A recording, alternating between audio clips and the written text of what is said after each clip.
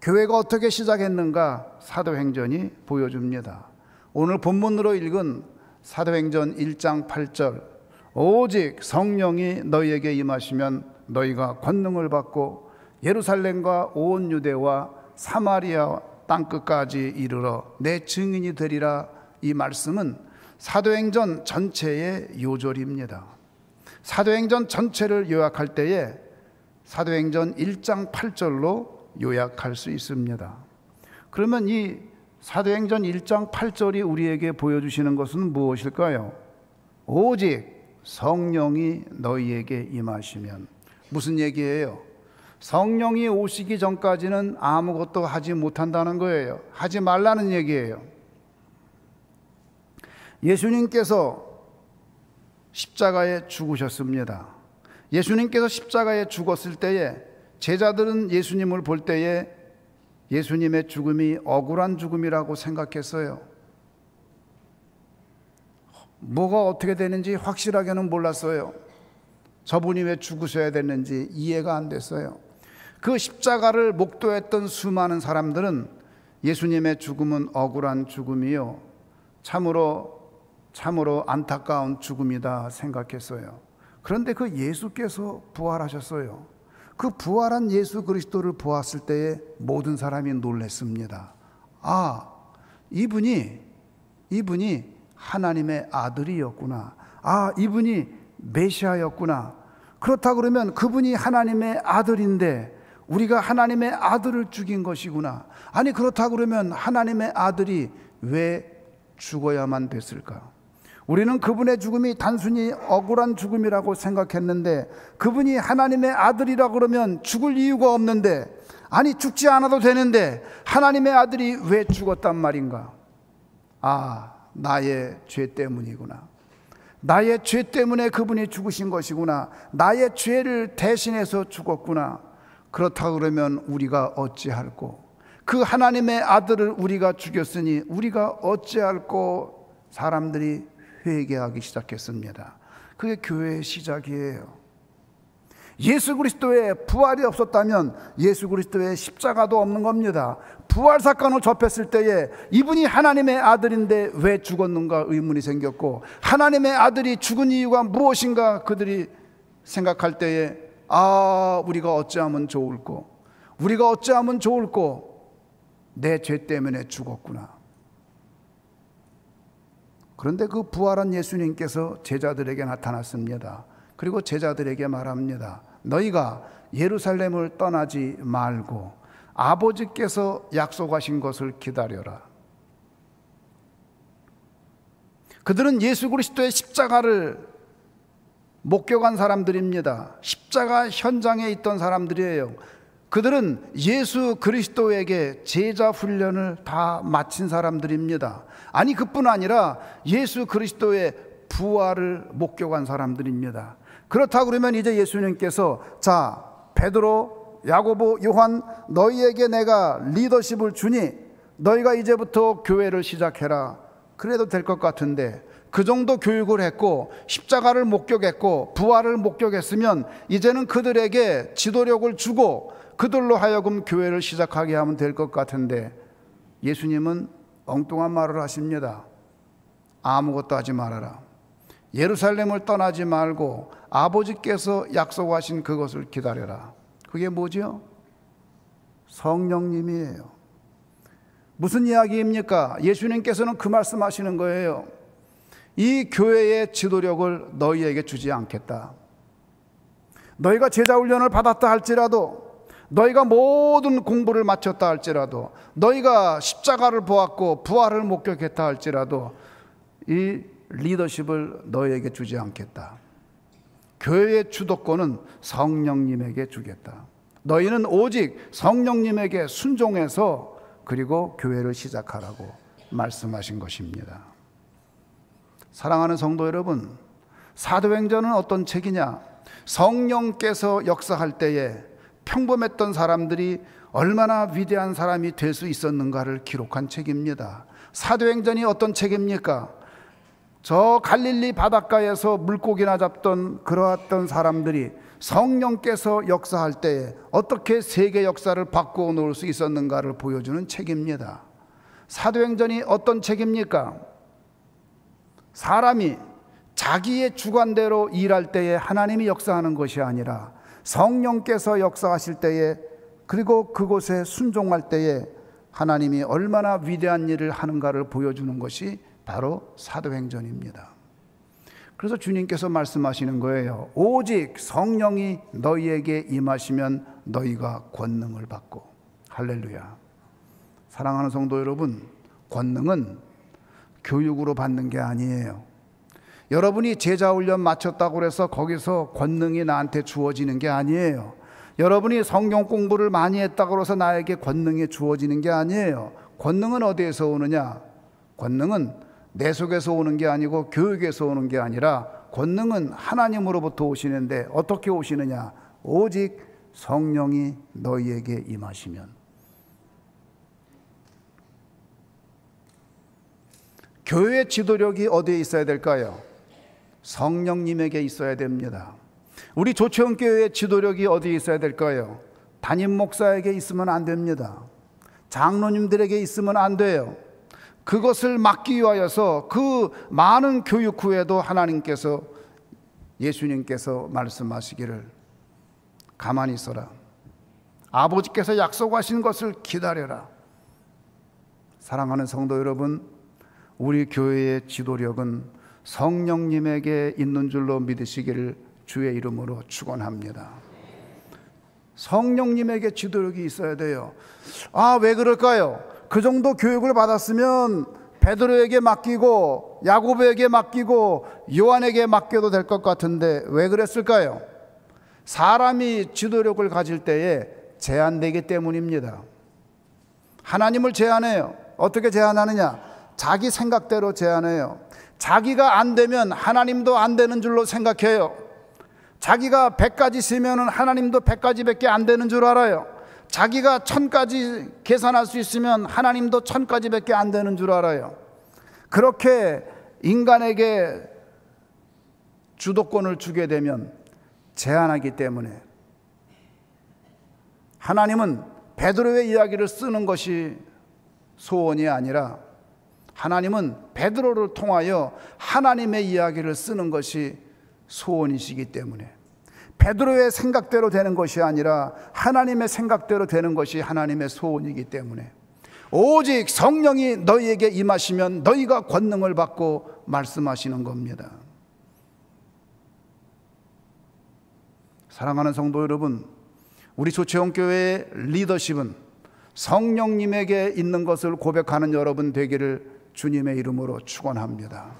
교회의 리더십은 성령님에게 있어야 돼요. 사람에게 제한돼서는 안 됩니다. 담임 목사에게 제한되면 안 돼요. 담임 목사만큼밖에 안 되는 거예요. 장로님에게 제한되면 안 돼요. 장로님만큼밖에 안 되는 거예요. 하나님은 그렇지 아니하여서 담임 목사만큼 제한되는 것을 원치 아니하여서, 장로님만큼 제한되는 것을 원치 아니하여서 성령님 그분에게 주도권을 주라고 우리에게 말씀하시는 겁니다. 사랑하는 성도 여러분, 여러분 인생의 주도권도 여러분이 갖지 마세요. 성령님에게 여러분 인생의 주도권을 드리는 성령 충만한 신자가 되기를 주님의 이름으로 축원합니다. 그럴 때에 불가능이 가능해지는 거예요. 그럴 때에 우리의 인격을 넘어서는 일이 우리 가운데 일어나는 거예요. 내 철학을 깨뜨리는 일이 일어나는 거예요. 나는 이렇게 생각한다 할지라도 그것을 포기할 수 있는 거예요. 내 그릇이 이렇게 작더라도 이것을 깨뜨릴 수가 있는 거예요. 성령님에게 순종할 때 이것이 가능한 거예요. 성령님을 생각하세요. 새벽에 성령님을 생각하고, 아침에 성령님을 생각하고, 낮에 성령님을 생각하고, 한밤중에 성령님을 생각하세요. 예배 드릴 때에 성령님을 생각하고, 찬송 부를 때에 성령님을 생각하세요. 말씀을 가르칠 때 성령님을 생각하고, 사람과 일을 할 때도 성령님을 생각하세요. 성령님은 불가능을 가능하게 하십니다. 놀라운 게 있어요. 복음서하고 사도행전 사이에는 엄청난 간격이 있어요. 복음서에 없던 일들이 사도행전에 일어납니다. 그게 어떤 일이냐? 복음서에서는 예수님에게만 가능했던 일들이 사도행전에 가면 성도들에게도 그것이 가능해져요. 복음서에 있던 베드로는 말씀을 믿을 때는 순종하고 말씀을 의심할 때는 불순종했는데, 그래서 예수님을 3번이나 부인했는데, 사도행전에 등장하는 베드로는 의심하지 않고 끝까지 하나님 앞에 충성하는데, 그가 한번 설교할 때에 3,000명이 회개하고 그가 기적을 행하는 모습을 보게 됩니다. 어떻게 그런 일이 가능했을까요? 약속한 성령을 기다리고 그 성령님과 함께 동행할 때에 베드로의 삶에, 베드로의 인격을 넘어서는 위대한 일이 일어난 줄 믿으시기를 주님의 이름으로 축원합니다. 여러분이 원하는 게 무엇인가요? 우리는 그것을 가리켜 야망이라고 말합니다. 많은 사람들이 자기가 원하는 것, 그 야망을 이루기 위해서 교회에 오는 분들이 있어요. 그것 목적으로 만약에 교회에 왔다면 죄송합니다. 다른 종교에 가서 그것을 찾으시기 바랍니다. 교회는 여러분의 야망을 이루는 곳이 아니에요. 그럼 교회라는 것은 무엇이냐? 하나님의 뜻을 여러분 인생 가운데 이루는 것이 교회입니다. 여러분의 인격은 요 정도밖에 안 되지만 하나님의 성령이 함께할 때에 여러분의 연약한 육체를 통하여서 하나님의 위대한 이야기, 예수님의 위대한 이야기, 성령님의 폭발적인 능력의 이야기가 있는 줄 믿으시기를 주님의 이름으로 축원합니다. 교회는 야망을 이루는 곳이 아니에요. 교회는 하나님의 뜻을 이루는 곳입니다. 예수님의 뜻을 이루는 곳이에요. 그럴 때에 평범했던 사람들이 비범한 사람이 되는 것이고, 그리고 능력의 인물이 되는 것입니다. 사랑하는 성도 여러분, 여러분의 자녀를 능력 있는 위대한 인물로 키우고 싶으세요? 그가 성령님과 동행하게 늘 기도하기를 주의 이름으로 축원합니다. 여러분 인생 가운데 놀라운 것을 경험하기를 원하세요? 여러분의 인격을 넘어서는 위대한 일이 여러분 인생 가운데 있기를 원합니까? 여러분 인생의 주도권을 성령님에게 맡기기를 주님의 이름으로 축원합니다. 우리 조치원교회의 주도권은 성령님에게 있는 것을 선포합니다. 사랑하는 성도 여러분, 우리 교회는 성령께서 역사하시는 교회입니다. 오직 성령이 너에게 임하시면 너희가 권능을 받고, 그 다음에 무슨 얘기를 해요? 예루살렘과 온 유대와 사마리아와 땅끝까지 이르러 내 증인이 되리라. 무슨 얘기입니까? 비전이에요. 비전. 하나님이 우리에게 비전을 주었어요. 사도행전 1장 8절에서 비전을 주었는데 무슨 비전을 주었느냐? 이 복음이 예루살렘과 온 유대와 사마리아와 땅끝까지 이르러 너희들이 증인이 될 것이다 라는 비전을 주었어요. 놀랍게도 그 비전 그대로 사도행전이 진행이 됩니다. 하나님의 말씀이 전파되는데 예루살렘에서 유대로 전파됐고, 사마리아로 전파됐고, 저 안디옥으로 전파됐고, 소아시아로 전파됐고, 로마로 전파되어서 땅끝까지 복음이 전파된 것을 우리는 사도행전을 통해서 봅니다. 이것이 무엇이냐? 비전이에요. 비전이라는 것은 무엇이냐? 비전이라는 것은 나를 통하여 하나님이 하시고자 하는 일이 비전입니다. 비전이라는 것이 무엇이냐? 우리 교회를 통하여 하나님이 하시고자 하는 일, 그것이 비전입니다. 비전이라는 것이 무엇이냐? 우리 한민족을 통하여 하나님이 하시고자 하는 일, 그것이 비전입니다. 비전이라는 것이 무엇이냐? 믿는 사람들을 통하여 하나님이 하시고자 하는 일, 그것이 비전입니다. 비전은 내가 보는 게 아닙니다. 비전은 하나님이 보시는 것이 비전입니다. 여러분에게 비전이 있습니까? 비전이 있는 사람은 행복해요. 비전이 없는 사람은 불행합니다. 인생을 살면서 우리가 건강하게 살 수도 있고 병약하게 살 수도 있어요. 물론 건강하면 더 좋아요. 그러나 그것보다 더 중요한 것은 무엇이냐? 그것보다 더 중요한 것은 그 사람에게 비전이 있느냐 없느냐예요. 꿈이 있는 백성은 망하지 않습니다. 비전이 없는 백성은 망할 수밖에 없어요. 근데 많은 사람들이 비전에 대해서 착각하고 있어요. 비전이라는 것이 자기 욕심을 이루는 게 비전인 줄 알아요. 아닙니다. 하나님은 그것을 우상숭배라고 그래요. 그것을 철저하게 깨뜨립니다. 용납하지 않아요. 사랑하는 성도 여러분, 하나님께서는 우리 조치원 교회를 통하여 이루고자 하는 비전이 있습니다. 그런데 모든 교회에게 준 비전이 있는데 그것이 무엇이냐? 복음 전파예요. 예루살렘과 온 유대와 사마리아와 땅끝까지 이르러 내 증인이 되리라. 여러분이 그런 증인 되기를 주의 이름으로 축원합니다. 그런데 그 순서를 보세요. 어떻게 됐어요? 예루살렘에서 시작한 교회인데 어디까지 가요? 바로 유대로 가요. 자기에게 가까운 장소부터 먼저 전도하는 거예요.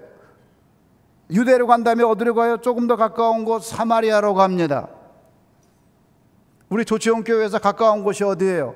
조치원을 먼저 전도한 후에 어디를 해야 돼요? 세종시를 전도해야 돼요. 비전입니다. 하나님이 주신 비전이에요.